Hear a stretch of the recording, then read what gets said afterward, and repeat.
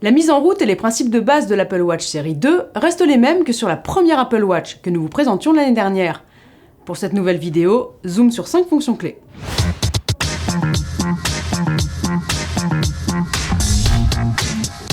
L'Apple Watch série 2 intègre un GPS, c'est sa plus grande nouveauté. Il manquait cruellement sur le modèle de l'année dernière. Les sportifs vont enfin pouvoir faire leur jogging sans leur iPhone. La montre enregistre toutes les données que l'on retrouve ensuite sur le téléphone, comme les calories brûlées, la vitesse ou le parcours. Cette Watch série 2 mesure aussi les performances à vélo ou en salle de sport, comme par exemple l'elliptique ou le rameur. Le cardio-fréquence-mètre intégré permet alors d'évaluer l'intensité de l'activité et la dépense calorique.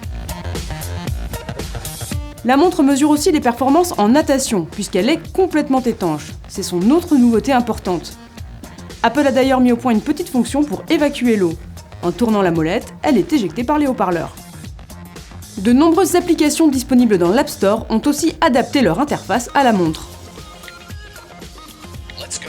Et si vous êtes pris d'un malaise en plein effort, ou n'importe quand d'ailleurs, un appui long sur le bouton latéral appelle directement les secours. À condition cette fois que votre iPhone soit connecté à la montre. Cette fonction vient de watchOS 3, la nouvelle version du logiciel interne de la montre, disponible également pour l'Apple Watch de 2015. Pas de gros changements côté téléphonie, l'Apple Watch reste le meilleur moyen pour ne plus rater ses appels. Depuis l'iPhone 6, le smartphone est grand et ne tient pas dans toutes les poches. Or quand il est au fond d'un sac, on rate facilement ses appels, surtout quand on est en extérieur. Vibreur et sonnerie n'y changent rien. Par contre, il va falloir assumer, décrocher et il faudra parler tout haut, près du micro, pour que votre interlocuteur vous entende. Allô Camille ? Hey, salut, ça va? Oui, et toi ? Ouais, ça va. L'Apple Watch offre une ergonomie bien pensée pour répondre rapidement à un message. Une liste de réponses préenregistrées s'affiche pour répondre en un geste. On peut aussi envoyer des smileys ou dicter sa réponse. Je peux tout lire avec mes yeux de lynx. Petite astuce, si vous passez votre clavier en anglais, vous pouvez bénéficier de la fonction Scribble qui permet de retranscrire l'écriture manuelle. Sur un écran de cette taille, c'est un peu fastidieux, mais pourquoi pas. On peut répondre à tout type de messages, sur Facebook Messenger par exemple, rédiger un nouveau SMS,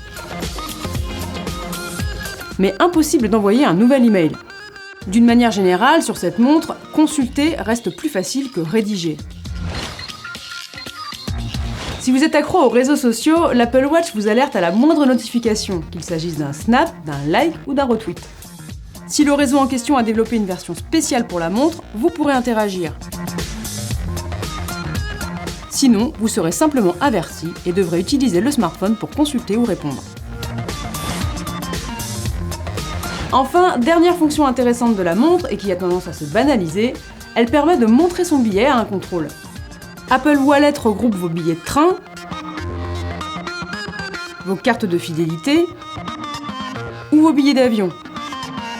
Avec Apple Pay, si vous êtes client de la Banque Populaire ou de la Caisse d'épargne, vous pourrez aussi payer directement sans contact pour les petits achats. De nombreuses applications sont disponibles dans une version adaptée pour la montre. Du coup, les usages sont infinis, mais pas forcément plus pratiques que sur un smartphone. À vous de voir si vous êtes prêt à dépenser 419 € minimum pour être hyper connecté. Retrouvez notre dossier consacré aux montres connectées en cliquant ici. Vous pouvez aussi revoir notre vidéo sur la première Apple Watch en cliquant là. Et si vous voulez rester bien informé pour consommer malin, abonnez-vous à notre chaîne YouTube.